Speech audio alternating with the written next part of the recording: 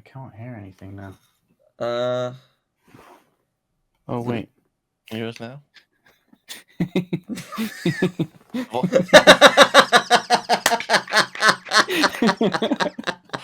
Well done.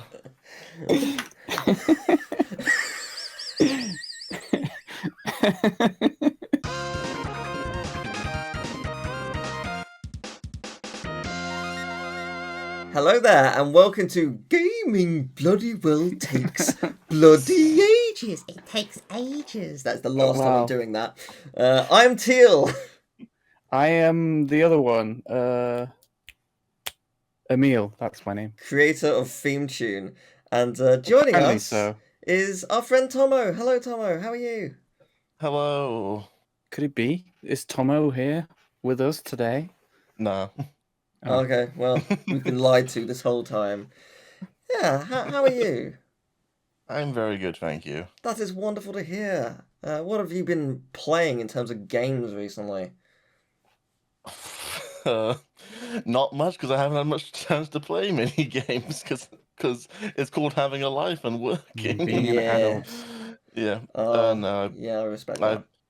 No, but I have been playing a few things. I've been playing a lot of Marvel Rivals and getting very triggered and very angry, and trying to catch up in single player games where I can. I've been trying to play Oblivion Remaster, but it keeps crashing on my system. Thanks Unreal Engine 5. Fun. But I've also been trying to play some GTA games as well. Yes. I was getting really excited for GTA 6 this year, and then no. Yeah. Well, yeah, that's fair. Yeah. I respect that. It's. I presume you've seen the new trailer. Yes, I watched it a couple of days ago. Yeah. I was like, it looks interesting. I joke. I don't mind. Let them cook. Let them cook. Yeah, I mean, it looks unbelievable. Like in terms of its graphical fidelity and the attention to detail everywhere. Still, actually haven't seen gameplay, but I mean, I suspect it's probably going to be quite good. You know, it's been like the running joke for as long as it's been a theoretical game. Whenever it launches, that will win Game of the Year just automatically, and that was looking to be the case this year. But since it's been delayed to May 26th, 2026, as of right now, maybe it might get delayed again. That means Clair Obscur Expedition 33 has a good shot of being Game of the Year. And all the other developers this year just had a massive exhale. Yeah. Well, I believe a bunch of developers said that they had a contingency plan for whenever it was going to release, like because it hadn't officially announced the date just this year. So whenever they said it was going to be, they were all going to be like, shift it forward or back, we're ready. Like, so, but yeah, I mean, I've finished Clair Obscur now, and it is one of my favorite games of all time. It is unbelievable.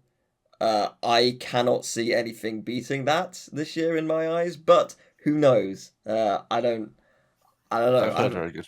It is just mind-blowingly good. It's so cool. And Emil, what have you been playing? Guess what? Since the last episode, I have played nothing. That's not true.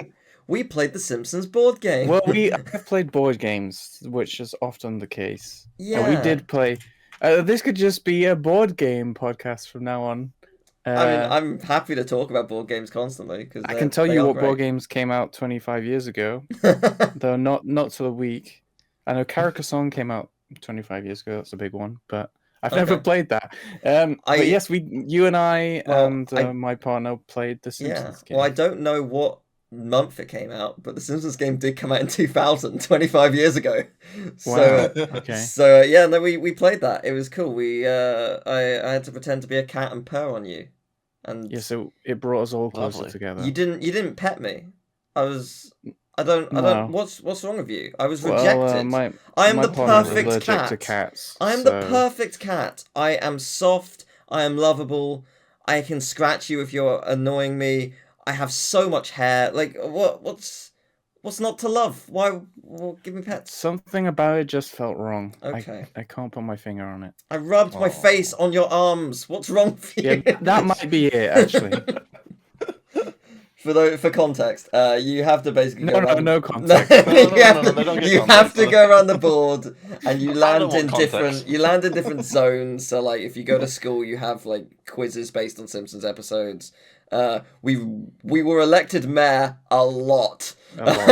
And which you basically you go through a little area and you can move people to different spots, or you can earn tokens and stuff. But if you go to Most Tavern, it's basically each time you land on a specific spot, you have to do like a task, some kind of weird objective, and it was a lot of fun. Very, very silly, just a good time. We all did some weird stuff. It was great. I thoroughly enjoyed it. So I'm thank you for indulging me, because I was just like, I feel nostalgic to play this for some reason. Have you ever seen it? Let's give it a go, and it was a good time. So it was. That was nice. Yeah, but every week we like to present a sweet little offering to the ancients. Who are they? What do they want? We may never know. I don't know. We'll find out, maybe. Will we? Who knows? Who's gonna go? Do you want me to go first? I've not gone first. Yes. Okay. I want you to go first. Excellent. I shall then. I would like to tell you a name. A name that leaves babies quaking in their tiny, adorable boots. And by babies, I mean baby. Me. Oh. Yes. Baby. Are you ready? Here is I'm the ready, name. baby. Tommy Smith. Yes. Oh, no. Yes, my dad is a jazz musician, and as such listens to other jazz players. Tommy Smith is one such person, and for some reason, hearing his name made me laugh as a young little bab. Just the name Tom, my mum and dad would like, Tommy Smith? And I'd be like, so I thought maybe the ancients and you would get some joy out of the name or the story. Either one. Tommy Smith. Tommy Smith. Scottish saxophonist. Okay. Nice. Very good. So yeah, I also have an offering for the ancients. Or do I? That was my surprise sound. That's not my offering. I've been thinking, well, they say twice is a coincidence and 3 times is a pattern, but twice for me is enough of a pattern. Oh, and no. No. There's been a pattern of them denying our offerings. We're 3 episodes in, and that they don't seem to want anything. So I thought maybe they don't want an offering. Maybe they want honoring. Huh? Okay. So we're going to ditch the off switch and press the on switch. Okay. So I'll be honest, I thought you were going to just give us the same jingle again. But No. I don't want to listen to that anymore. You sure? I'm annoyed that you even did it at the start. Your partner loved it. She kept loving the fact that we brought it back. Yeah, it gets more stuck in her head than mine, which is why I was okay with that. Great. So I present to you the sound of, to you and to the ancients, the sound of multiple consoles turning on at the same time. I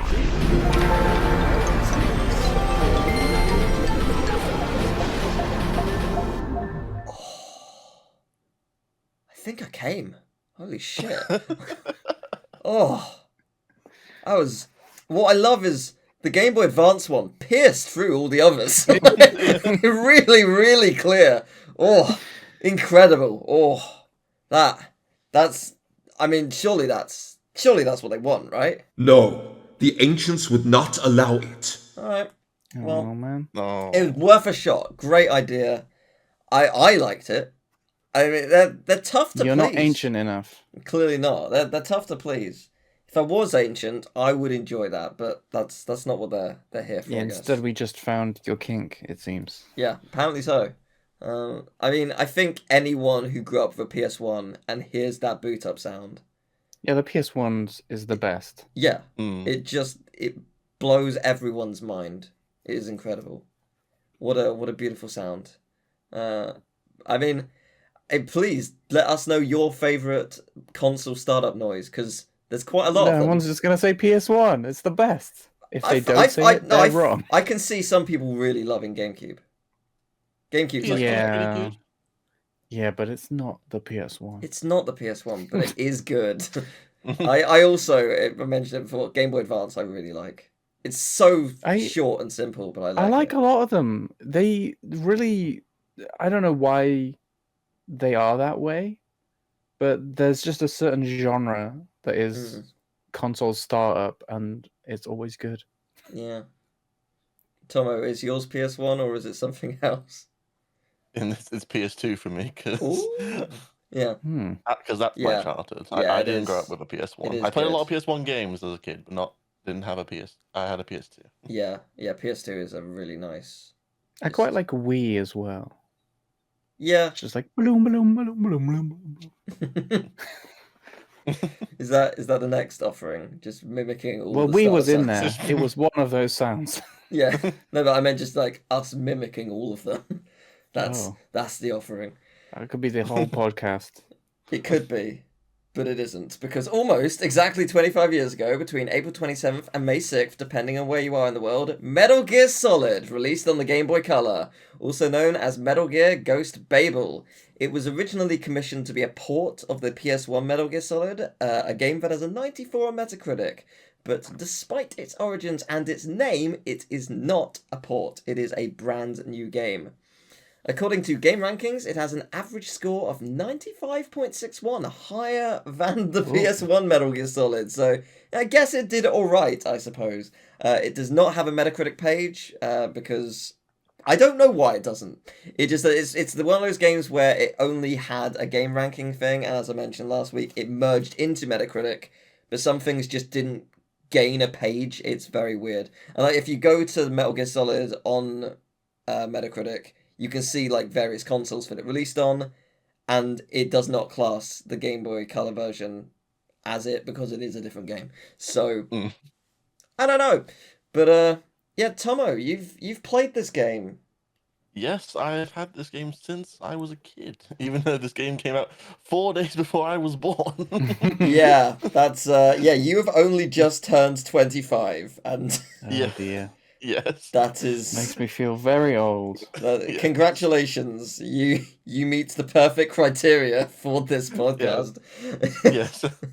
I don't know the story of how we had this game. I imagine it was for my brother, because me and my brother were 5 years apart. He's older than me, so I imagine my parents bought it for him, even though he hadn't played original Metal Gear Solid, because we both sided with 3.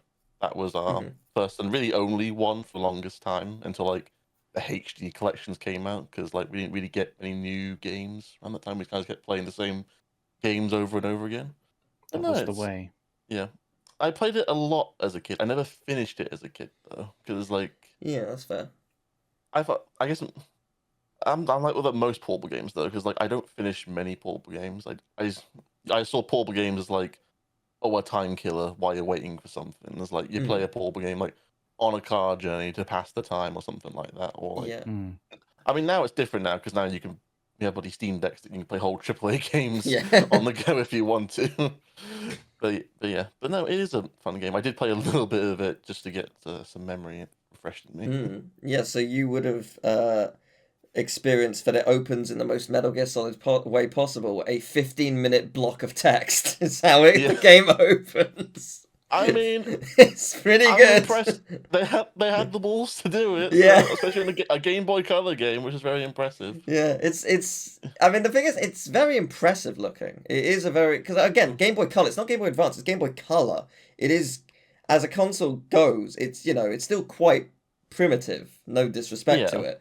And it actually has some very nice sprite work. It's very cool in what it does, but it's more like the NES Metal Gear games, and you can sort of tell by the fact that in some places it's called Metal Gear Ghost Babel as opposed to Metal Gear Solid.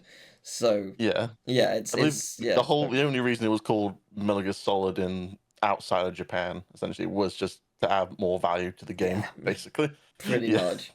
Yeah, there's it has nothing to do with the main line series at all. It's an alternate timeline that takes place I think it takes place right after the first Metal Gear game on MSX, basically. In a sense, we'll get to that in a minute. But I mean, for those who know me, you already know that I am apocalyptically bad at all stealth games. Like, yes. Cringe. It's true. You play a stealth levels. game and the world ends. Cringe levels of bad. Like if the option is to go in guns blazing, even though it recommends stealth, I will probably do that because I find that A, easier, and B, more fun. Not that I dislike stealth games, I just am horribly bad at them. So I did try a bit of it, and I liked it. I'm just real bad at it. But there's a sewer section where like water waves like rush at you every 10 to 15 seconds or so, and the sound effect of when that happens, there's no music, it's just these sound effects, is like the most irritating, violent static you'll ever hear. It's so aggressive, and I get that it's trying to invoke a specific type of feeling, but that feeling for me was I want to either turn down the sound or throw the game away. It was not doing what it wanted to do. I mean, it's sewer water, which, let's be honest, is always suspicious water. Yes, true. But no, it's genuinely a very cool game. And you say it's an alternate timeline, and that is possibly true. However, our guest last week, Game Champ, did a video on Metal Gear Solid, more specifically Metal Gear Solid 2 and games that relate to it. This game is technically a prequel to Metal Gear Solid 2. There are special VR missions, and you learn you're not actually playing as Solid Snake in those VR missions. You're playing as someone called Jack in training for their mission. If you know who that is a pretty cool bit of character lore, but I won't say what that means yet. We'll get to that in a year or so. Oh, okay. But it's kind of interesting that is a thing. That yeah. I didn't know that. It's a pretty cool piece of lore. And to the point where this game released before the first Metal Gear Solid 2 trailer even revealed the game's existence. So they foreshadowed stuff quite ahead of the game. It's very, very interesting. So yeah, that's Metal Gear Solid Ghost Babel. It's a cool game. Do you have any other stories you'd like to share about it, Tomo? Or was that all you got? No, I'm just trying to think. I remember there's like one, because my brother also played it a lot, and he obviously got a lot further than me, especially around then, because he was a lot better at video games than I was. Now I'm better than him, but I mean, also at the time you were 0, like you barely existed. No, I started playing when I was like 5 or something like that. Right? So it's like. There's like he had like a save file on there, and there's one section where there's this giant bloody maze near the end of the game, and it's like you have to go a very certain path. And I remember it pissed me off so much as a kid. It's like, where the fuck do I go? I don't understand this, because you can only basically you have to like hug against the walls basically to go through this maze, but you can't like turn a corner, so it's like it's only straight. You can only go one direction. But it's like, but I'm there. The exit's right there. Why can't I go? It was like my 5-year-old brain couldn't compute. I've had nightmares like that. Well, we usually like to do a quiz based on the game, and unsurprisingly, there is not a quiz on Metal Gear Ghost Babel. However, there are many quizzes on Metal Gear Solid, which this game technically is called. So, Metal Gear Solid for PS1, I think, is what the quiz will be doing. So, yeah, Tomo, I think we'll defer to you on these. I haven't played Metal Gear Solid 1 in a while. So, number 1, when you start the game, what is the first item you get? A, ration. B, chef grenade. They put grenade. Grenade. Grenade. SOCOM or stun grenade. They put grenade twice. First item you can grab. Yeah, the first item you get. Chaff grenade. Okay, cool. Then let's put that down. I would have guessed ration, based on nothing. Yeah, I was thinking ration, but it might be. It might be chef. So I feel like no, because you get a ration. You already have a ration, I think, when you start the game. You have one ration. Yeah. Okay, cool. After climbing the communications tower, what kind of helicopter is Liquid flying? Well, that's specific. Hind D, Mi-24 Hind, Ka-8, or Apache? I can say the line that Snake says when he sees the helicopter. Oh, go on. Look at that Apache. A colonel, what's a Russian gunship doing here? Oh, Russian. Okay. Sorry, what was it? My phone went off. Hindy. It's a Hindy, wonderful. What is the real name of the cyborg ninja? Frank Jaeger, Deep Throat, Grey Fox, or David? Is it David? Sorry. Let it just be David. Was Deep Throat one of them? Deep Throat is one of them, but okay. His real name is well, the thing is, you said like multiple names that are technically true, right? Frank Jaeger is the person's real name. Jaeger, not Jaeger. Right, my bad. Okay, I've certainly played Metal Gear Solid in the recently, didn't I? Yeah, 100%. Yeah. Grey Fox is his former code name. Yeah, I was gonna say I thought it was Grey Fox, but yeah, I mean, we'll see what they say, won't we? Well, it's very subjective. It is, yeah. Because technically 3 of them are correct. Oh, just to be clear, this quiz was it's a difficulty average, and who was it made by? By Raiden296. Congratulations, you're on the podcast. Oh, I know them. Raiden. How many times do you fight Sniper Wolf? 2, 1, 4, or 3? I want to say 3, but I could be massively misremembering. 2, I believe. 2. I will defer to you. Wonderful. How many boss battles are there throughout the game? 7, 12, 15, or 10? Oh, damn. I would have... It's not 10 or more, surely. So it's... Surely 7. There's not that many. Depends what they count as a boss section. Right, okay. There's moments where you fight like just a horde of enemies, but it's kind of like a boss style. I wouldn't count that as a boss. I guess this is what they'd count, but I wouldn't. Well, if we're counting just boss characters, we have Ocelot, Psycho Mantis, Grey Fox, Psycho Mantis, Sniper Wolf. Oh, Vulcan Raven. Vulcan Raven first time. Sniper Wolf first time. Vulcan Raven second time. Sniper Wolf second time. That's 7. Liquid in the oh, never mind. in the helicopter, and then the Rex boss fight. Okay, it's 10 then. Must be 10. No, it's not. Oh. And then fighting Liquid hand to hand. So yes, that's 10. 10. 10. It should be 10, unless I've missed something. See, genius. That's why you're here. Who is the voice actor for Snake? Christopher Heath, Carlos Mendoza, Cole Walker, or David Hayter? I actually know this one. Yeah. Hooray! It's David Hayter. It sure is. Yeah. Who stalls Rex after you destroy the radar? Meryl, Liquid, Otacon, or Grey Fox?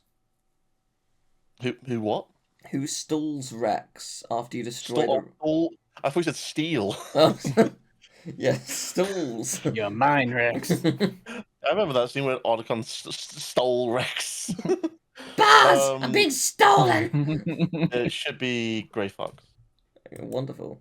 Which of these is not a member of Foxhound? Sniper Wolf, Decoy Octopus, Vamp, or Vulcan Raven?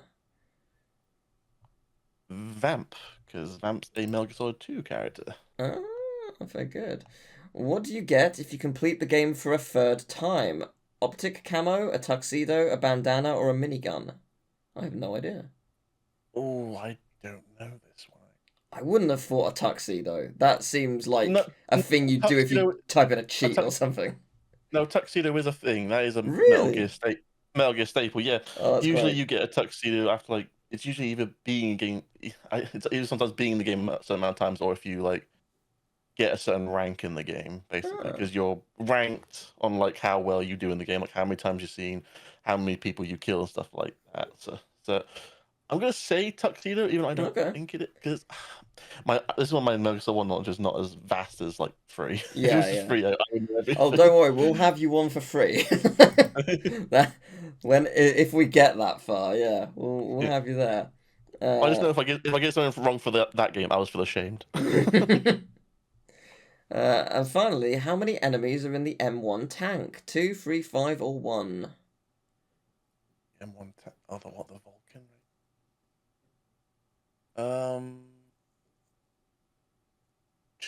2, I think. 2. All right, we'll go with that. Wait. Oh. I think that's accounting for. I'm gonna say 3. Actually. 3. Okay, let's submit the answers. Okay, well, the correct answer for the first item you get is actually a ration. Before you go up to the elevator in the first room, go back in the water and walk behind the barrels. You will pick up a ration. Damn! I'm the you go back in the Metal Gear man. No. You were correct. The helicopter is the Hind D. Frank Yeager is the Cyborg Ninja. You do fight Sniper Wolf 2 times.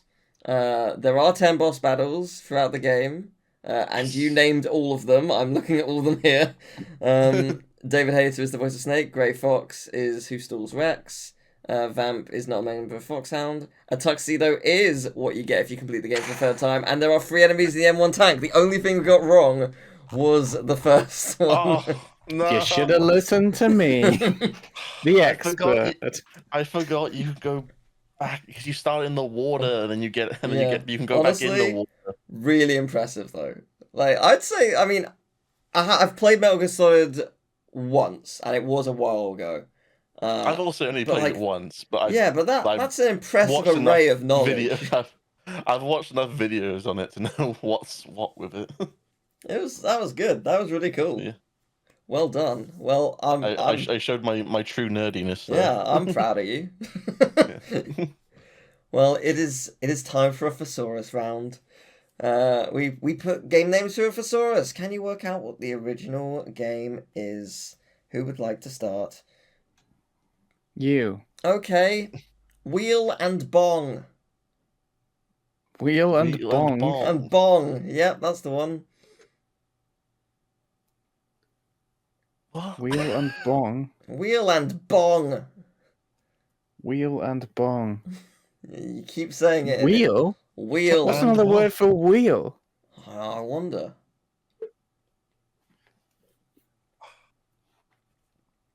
What's another word for bong? Hash pipe? I think the second you work out what one of them is, it will fall into place immediately. Yeah, I'm pretty certain of the and is probably and. Correct. I almost went with also, but I didn't. I thought I'll just keep it and. Wheel. Have you got any ideas, Tomo? No, I'm terrible. I mean, I guess it being Jack and Daxter. Daxter. The key is find a game that has something and something in. I know a lot of games have wheels, but games have wheel. Well, that's Toe Jam and Earl. What was it again? Wheel and bong. And bong, correct. You are saying Clive it correctly. And wrench. A bong isn't a wrench. Ratchet. It's probably Ratchet and Clank. Wheel.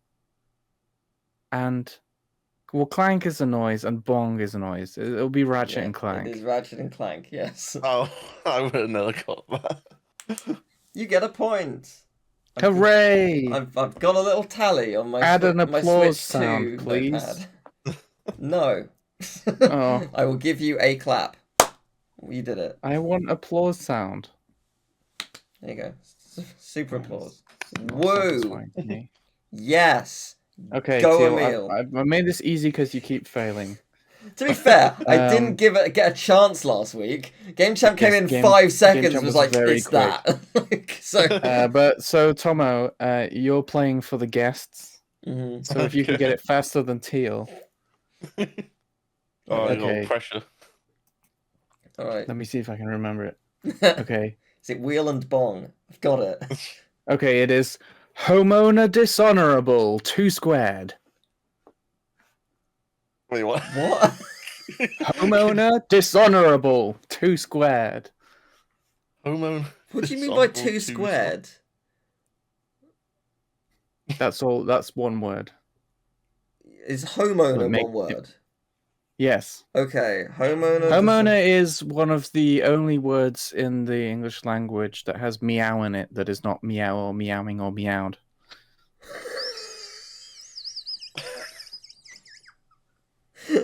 Or meows. That's Jesus. okay. Not relevant to the... Could you say it again, please? Okay. Homeowner Dishonorable 2 squared. Okay. 2 squared. Interesting. Okay, homeowner dishonorable. I think I know what 2 squared means. But Are you sure? I hope so. Is it? I think I have something. I don't think it's right, I'll though. go for it. I mean, if you get it, Is you it get Resident Evil 4? Oh, the guest gets it it. again. Oh man, very good. I was like, homeowner. Wasn't that a Yeah. name for homeowner? It's like resident. Yeah, Yes. that 2 is squared. great. What is that? Yeah, it's 4. Yeah. But yeah, I was gonna say it's either 4 or weirdly 22, and you just put the 2 numbers together. But Yeah. yeah, Well, no, that fair is actually enough. a good one. That is a good That one. is good. That's very good. That's very Sorry, good. Well Teal. done. Oh, that's okay. I'm very aware that by the end of this year, I will have 1, and by 1 I mean a single point, not I have won the whole thing. I will be the absolute worst, actually. But yeah, so we usually end our show with some interaction from you, the viewers. And we've had some episodes out, so we have got a question, which is wonderful. Yeah, so thank you. First off, we've also got our own question, but we got this little extra one. It says, "Hiya, I'm Ash. I hope you're both well. I've been watching Teal since around 2012 and found a meal through your channel. I've always loved games ever since I was a literal baby. Funny story about me, little me gaming. My brother once unplugged the PS1 controller, and when I was around 1 or 2, as soon as I found out, I smacked him in the head with said controller. Good for you." Sounds like the correct. That's a sibling thing. Yeah.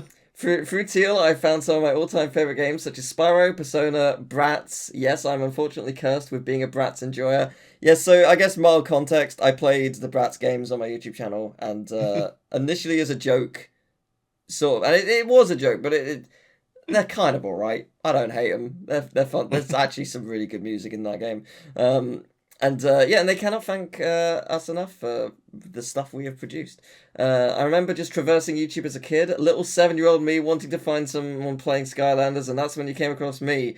At 7, oh god. That's a horrible thing to hear in the basis that my content's not for children, but that is the nature of internet. You do find that kind of thing. But yeah, if it wasn't for that, then you wouldn't have a favorite YouTuber. Honestly, that's really genuinely really kind of you. Thank you. Growing up with little money, I was able to enjoy many games through your videos. Every year, I look forward to the gaming quiz. I participate, even though I am terrible and only get 1 or 2 right. Lovely to hear there is a fellow quiz enjoyer. I do have an interesting question. Is there a process to continuing a game that doesn't instantly hook you? So, like when you don't know anything about the company's past games and have no information or expectations, it's something they've always struggled with, and it's why they've started so many games but never finished them. And they've concluded by saying, "Thank you both so much. You're both so amazing." Thank you, Ash. Really, really sweet of you. Yeah. It's Thank a you. really, really nice email, and it's very very nice to hear you've been watching for so long and still enjoy what we do. So thank you. Yeah. And you haven't been completely scarred by watching Teal's content all these years. Yeah. Well, you didn't mention that. Yeah, that's true. Yeah, that's true. That you make a fine point. Yeah. So, is there a process to continuing a game that doesn't instantly hook you? So, I mean, for me, I don't think it's an exact science. Like if you buy the game, you're spending money on something, especially since games cost so much now. I think it's probably worth continuing the game, like pushing forward, even if you're not loving it straight away. Because some games do have a slower start, and you enjoy it more as it goes on.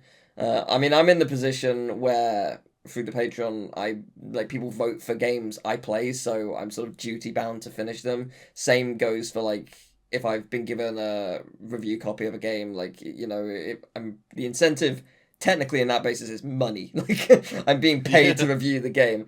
But like the thing with like the Patreon vote is typically I enjoy it, but my audience knows what I like, and also they choose games that they think either I will enjoy or they really want to see me play.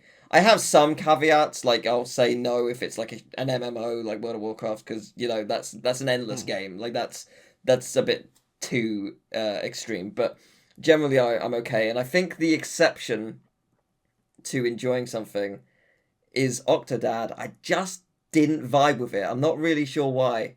And it wasn't a very long series because it's quite a short game, but I just wasn't really vibing with it. But I was very much duty bound to finish it, and my answer for that was I finished it and continue with it out of because you wanted me, all the people wanted me to play it. So that's my answer. It's not a really good answer. That's my answer. Yeah. Well, the answer is start a Patreon. Yeah. Yeah. Be a YouTuber. Yeah, problem solved. No, I've just I think like because games cost money. If you do buy the game, I think unless you are able to return it because you really don't like it immediately, like just try and continue on and see if you do like it. Because some games do have a slow start. I mean, like Kingdom Hearts 2's and Kingdom Hearts 1, they are both very slow starting games, and some people like the way those games begin, but if you don't, there is something 2 to 3 hours on that will really keep bringing you more and more enjoyment. And I am aware that like that's the same for many other games as well. So I think that's like the key is just giving it at least 3 to 4 hours, maybe a little more. Depending. Yes, I'm always trying to get people to play Sphinx and the Cursed Mummy, but I know that the start is so slow. Yes! And you just have to get past this, and then it really opens up. But everyone is like done by then, and they're like, yeah, okay. And they're like, oh, this is cool, but I kind of don't want to play anymore. I'm like, no, please do. Yeah, please. So I've tried twice. Yes. Because the first was for Until I Die, when I first went to yours. Is that the first time we met in person? Must have been. Yes. Yeah. It was. So I think I only stopped because I died, right? So we got close to the point where we're out of the slow zone, and I died in a really stupid way, and then that was that. And then I did a stream a couple years later. I don't remember how exactly when, but I got much further and I was enjoying it, but I just stopped because you did just get to the point where it opens up, and then you stopped. Yeah, because I'm very good like that. Yeah, no, I see that is a really good one that you mentioned, and that's a weird thing that released on PS4 on April Fool's Day. Just why not? So that's a thing. How many years ago? When do we get to it? This year, and we'll get to it in 25 years. No, they released it. They re-released it on PS4 this year on April Fool's Day. Yeah. Well, I'm saying, when did the original game release? I don't know. I also don't have a good answer to this question because, well, for me, most of the games I play are indie games, which I get cheap. So if they don't hook me, it's not a big monetary loss, and I think that's not helpful to people that mostly play AAA games, where it is a big monetary loss.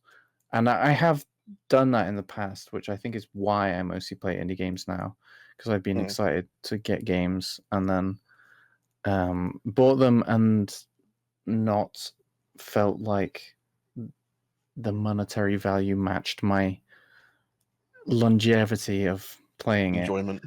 Yeah.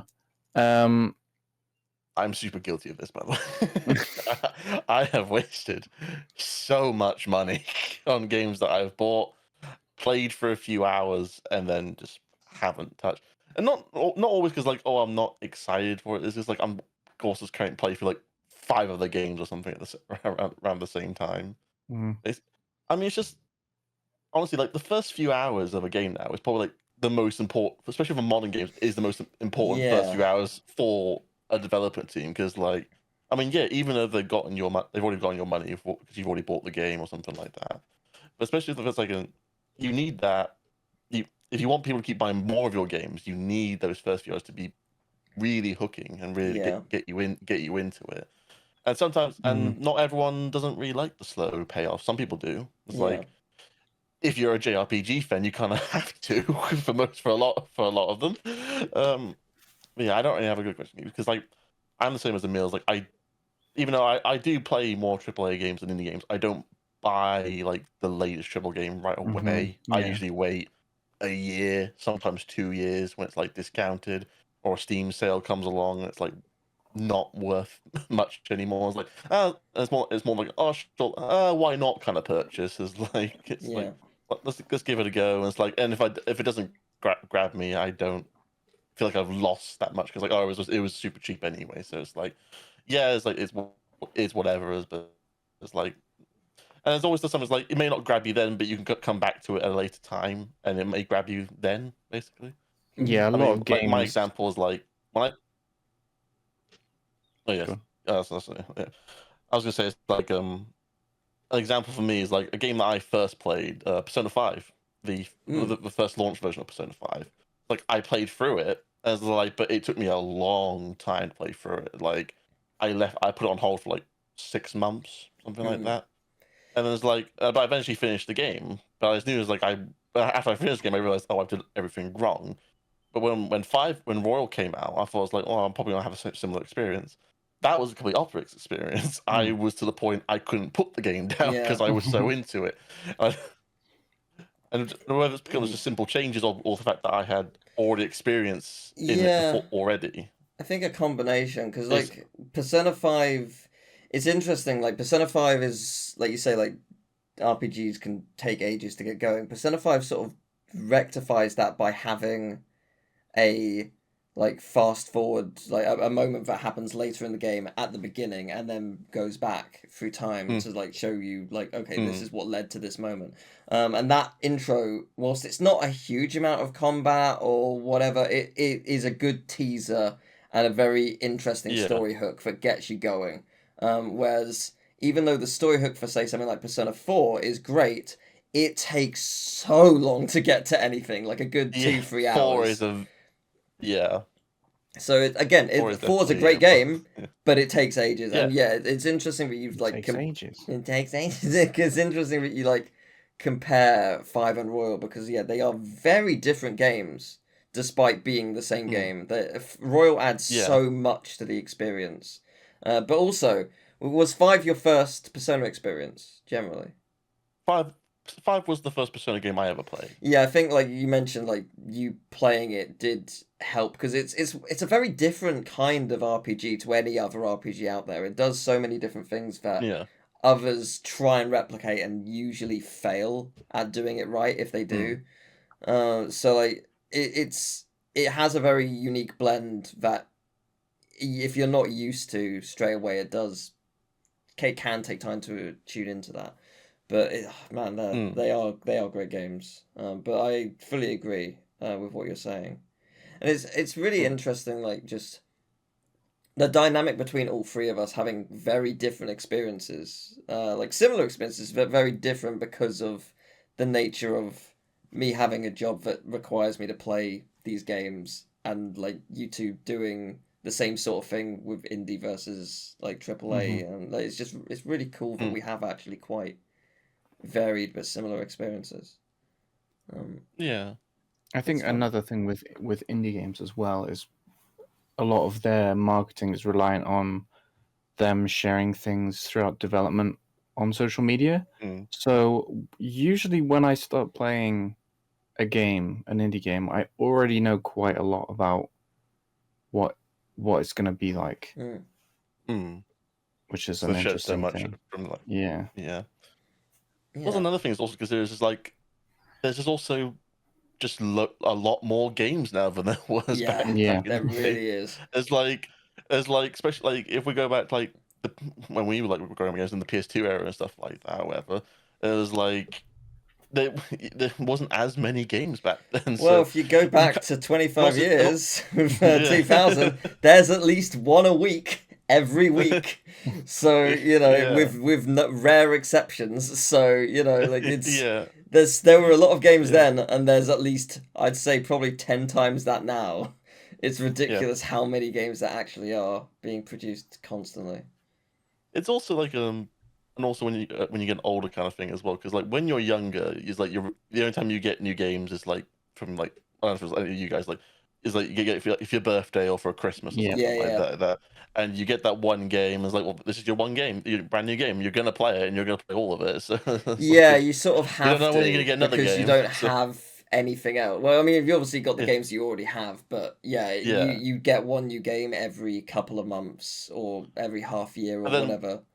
once you get older, you have a job or even have a job or even a part-time job or something like that. You have money coming and you can buy as many games as you want. Yeah. So then the problem is you buying so many games, it's like you kind of get numbed by all the choices you have. Did you both get the experience of like renting stuff from Blockbuster? So you had like 2 weeks or a week to play a game? Not from Blockbuster for me. I did rent games once from my local library. Yeah, we Games used at a to get. library? Yeah. That's what libraries are for, Teal. That's literally what a For library games is. though? Yeah. Some, yeah. yeah. Yeah, some libraries the have Jersey library you- didn't have games.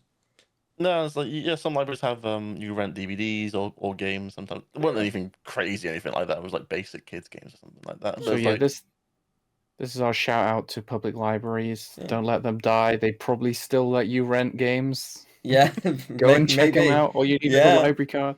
Yeah. Also, books go are read. cool. So, you know, libraries are great. I haven't been in one in a Yeah. very long time, but they are great.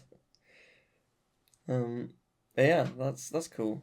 We did actually have another question. We prepared another one just in case we didn't get anyone from viewers. But thank you very much, Ash. It's really cool for you to email in. If anyone wants to email in with a question, or a story or a topic or whatever, you can do at gamingtakesages@gmail.com, or you can comment in the video on YouTube and stuff like that. So yeah. But this question is from Yumi. Whoa. Whoa, what's the best or weirdest game you've ever played that you think it's probable nobody listening has played? So maybe an obscure game from your childhood, or a weird educational game your friend had on PC, or a Flash game, or who wants to start? I've got I've put my answer into categories. Cool. Oh boy. I've got multiple. So you can go then. You seem pretty prepared. Yeah, okay. you go first. So I mean, as if it was, I don't know, 5-10 years ago, I would have said some PS1 classics like Tumbi or Tumba, depending on where you live, or Vib Ribbon or Cooler World. You know, they're niche little PS1 gems that are very much no longer niche. They have spread out quite substantially for one reason or another. I think arguably Tumba, because of Games Done Quick and the speedrun that was incredibly awkward and sort of became a meme like that. Whilst the moment itself is brilliant, it did put the game in the spotlight because it's actually quite a good game and people just looked into it afterwards. And then obviously from that, people did playthroughs and blah, blah, blah, blah. It escalates. For those who don't know, Tumba is a 2D or 2.5D platforming action RPG. Vib Ribbon is an adorable rhythm game with line drawn rabbit. And Cooler World is a 3D gravity puzzle game where you play as a beach ball, and it's pretty great. It's super fun. All of them are great, but they're no longer obscure. However, David introduced me to Mission Nutrition. I think that's still pretty obscure. That is a 2D platformer where you play as characters from Kellogg's cereal. And it came through cereal boxes, I think. It's weird, but I'll tell you what, it has a really good soundtrack. It's way better than it has any right to be. The gameplay is not good. The hitboxes are bad, and it's a bit awkward to play, but respect to it. Look it up, Mission Nutrition. It's a fun thing. Then I was like, okay, that maybe people have heard of that. Do you remember Miniclip? It was a website with loads of games. I loved a combination of Acno's Energizer. They had an additional spin-off called Aqua's Energizer, which was a water version, and Crypt Raider. These were all basically, like a square screen, and you're a tiny. You move and through just from square to square, and you have to find a key within the level, put it to the end, and yeah, it's I guess sort of platforming, but mainly puzzle game. And they're just really it's effectively a trilogy that's very hard to find nowadays because Miniclip is not the same as it used to be. But yeah, they were cool Flash games that I really enjoyed. But some people may have heard of those. So how about we actually go to games no one has ever heard of? And I know that no one has heard of them because, Emil, we were the only ones to do videos of them. Because for Party Hard, we played some very obscure party games. And on Teal's Tales, you soon can find a video called 75 Weird Party Games that you should play. And that's coming out soon. Look forward to that. But yeah, we played 2 Dreamcast party games that were exclusive in Japan. One was called Gakyo Yamazaki, where it was a square board and you had to... I don't know what we had to collect. We sort of lucked our way into an ending desperately because it was 3 hours long. We were desperately trying to work out how to finish the game. It was not clear. We had someone with us who could speak Japanese and even they couldn't work it out. It was not very obvious. But what I remember vividly was you had to collect poo money and give it to the poo genie, and they would eventually help you get to an end goal. Other than that, there was Sakura Mamako Kekijo Koji Koji, which was genuinely a really, really fun mini-game board party game. Very obscure, very bizarre, thrived on, you would pull a card at some point and the card would have really weird art on it, and it was just awesome. The kind of thing you would love to see just growing up because it's bizarre and you'd love to show your friends. Or Seraphans, which I looked for 4+ hours trying to find it. And I went to many dodgy websites trying to find a ROM of this thing, and I didn't find it under Seraphans. I found it under Cellophane, the material. It was... I was expecting a party game of multiple mini-games. What we got was the Action 52 of Breakout games. It was 5 different Breakout mini-games and 1 Asteroids. And yeah, it's just crazy. There are other videos of these games, but the other videos do not showcase a whole board. It is just 5 to 10 minutes of some gameplay or a cutscene or whatever. And we are the only ones on YouTube to actually showcase the game as a whole. Okay, not the full game because we didn't do every board, but I take that as a mark of pride and privilege, and it's really cool that we were actually able to showcase that, especially since I suspect if you were to try and find a ROM of those games now, you'd probably find it really hard. It was hard back then, it's probably harder now. So it's yeah, that's what I've got. Subscribe to Teal's Tales. That video's coming out soon. You guys, what's your answer? Mine went on for a while. I gave you 10 different games. I only have one game. That's fine. I'm such a normie, but it's a game that you, Lisa, played, Teal. So, okay. Gregory Horror Show. Oh yes. Gregory Horror Show, a very obscure little game, a game that does have an English version, but only came out in Europe and not in America, even though there is an American setting in the game to turn it to 60 hertz instead of 50 hertz. But it's a horror game, I say, but it's very cartoon horror, kind of. It's like, it's scary, but it's like very child kind of scary, basically. And basically, all you're just doing is going around in this hotel trying to collect these lost souls, and in order for you to give to death and to escape the hotel because you're trapped there, basically. And it's a game based on a Japanese cartoon, which is very interesting, very disturbed, but it's a cool little game. It's a very short game, but it's a very cool it's little short game. If you know what you're doing. Yeah, if you know what you're doing. If you don't, it's actually, you could easily spend at least 10 hours. Like, it can be confusing to work out what you need to do to get the soul off the rest. It's essentially a puzzle game as well, basically, because once you've figured out how to do them, they kind of stay with you for quite a long time. But it's one of those games like you go back to it as like it's like how I go back to like a Portal game or something like that. You go back to it when you can't remember the puzzles anymore. Yeah. It is a fantastic game. It's true. Bless you. Bless you. It's also got a genuinely very charming art style. I'm allergic to Portal, sorry. Yeah, it's got a very charming art style. Like the main character is just a square blocky head.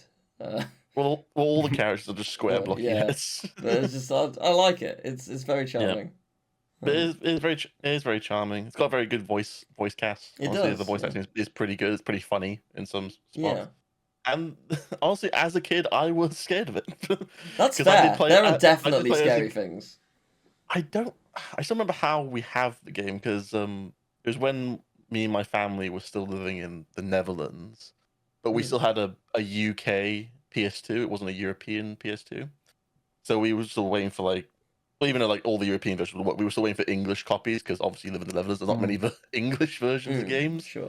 Basically, so but my granddad came over one time and he just found it in an airport. I don't know why an airport was selling this game. I don't know why he chose that game in particular. I could take a guess. W.H. Smith used to sell games. W.H. Smith is like prime store in any airport, so it's probably there. I'm just surprised that's where he found it. Because fair enough. The game is very obscure. It did not sell amazingly. No. Outside of Japan, basically. So that's why it's like I'm surprised he managed to find a copy. And I was like, he must have looked at the cover. It's like, yeah, that won't scar them. That'll be fine. But yeah, that's my answer. Emil, what about you? Okay, so probably when I was about 9 years old. I don't know exactly. We got through the letterbox a disc that was arcade multi-pack. I don't know why that came through our letterbox, but it did. So I put that into the PC, and it had 4 games on it. This is something that if happened now, I would be very dubious. Like, what is this disc? Why? There's no way I'm putting that on my computer. But it had 4 games. One was a Breakout clone, which I think was called Blast Through, and had a level editor on it, which was sort of just put blocks there. Yeah, that's still pretty cool. Then there was one that was like a space shooter. I can't remember what that was called, but I remember going to someone's house and they had the full game. These were like sort of demos. I thought they were full games at the time, but apparently they were not. One of them was... It was called like Super Duck or something. And there was a duck superhero who was like just a really muscly guy with the head of a duck. And that was like this weird cartoony platformer. I only have vague memory of that now. And then the final one on there was Speedy Egbert. Yeah, which I know that you have played too. I nearly included that, but I was like, that might be what Emil's putting. I'm not gonna. I lent this disc to my friend, and then he bought the full game of Speedy Egbert for PC. And he lent it to me, and I still have it to this day. Yes, you do. it's weird. I think there is a bit of a niche following for Speedy Egbert, not anything like Tomba or anything. No, well, there certainly is, because we did a video on it, and it gets comments to this day every so often. And Teal was terrified the whole time that this game that I was showing him was going to end up being a horror game, and it was just going to take a turn at some point. Yeah. He was so worried the whole time. So with it, because it has a level creation, we both made a thing. I don't think we set a time limit. We just said, let's make a level each. Yeah. And we'll both record the process of making it, and we'll both play each other's levels. That'll be fun. Do you remember what mine was called? I remember. I think it was called Deviled Egbert Rocks the Joint. It sure was. Yes. The name came from just, I was like, oh, deviled egg. Can I make a pun? Deviled Egbert Rocks the Joint. Sure, let's go. So I made. I spent, I don't know, 20 minutes, maybe first 5 minutes working out the engine, making just a simple little 2D platforming thing. And it was alright. It wasn't great. It was fine. It was, I played some of the game already as well. We played a world or two. So it was probably on par with some of the levels of the game. It was alright. And then I expected you to take half an hour, maybe a little longer. 2.5 hours later, you presented your level, which was a 20+ minute long just experience. You created lore, a story. Speedy Egbert taking drugs. Yeah, and it had so much platforming and level design. I don't know if there's a limit to how much you can put in it. I suspect you exceeded or filled out the limit of the editor. It was really impressive. I assure you, I didn't finish the game. I bet it's better than any other level in that game. It was really, really impressive. Yeah, the game is a bit rough, but I did spend a lot of time in that level editor as a kid. Yeah, it was really cool. Genuinely really, really impressive. It is a fond memory of mine that I made a really stupid little dumb level, and you came along after 2 hours, and I was like, are you nearly done? I was like, yeah. An hour later, yeah, I'm nearly done still. Nearly there. That's fine, I'll just write stuff. It was great. It was really cool. It's nice that we still get comments on that video. That's not the only one I had in mind, though. So when I was very young, we had a PC, and then for some reason, for many years, we didn't, and then we did. But so the first PC is a distant childhood memory. I was very young when we had it, but we had a game on there called Cosmo's Cosmic Adventure, and that is on Steam, and it's been sitting on my wish list for ages. It goes incredibly cheap on sales, but I'm too scared to get it because I'm worried that it's not going to be as good as I remember. Right. You played as this alien who's crashed on a planet, and it's a platformer, and you eat fruit. I can't really remember much, but I loved. I don't even know if I played it. I probably watched my sister play it a lot of the time.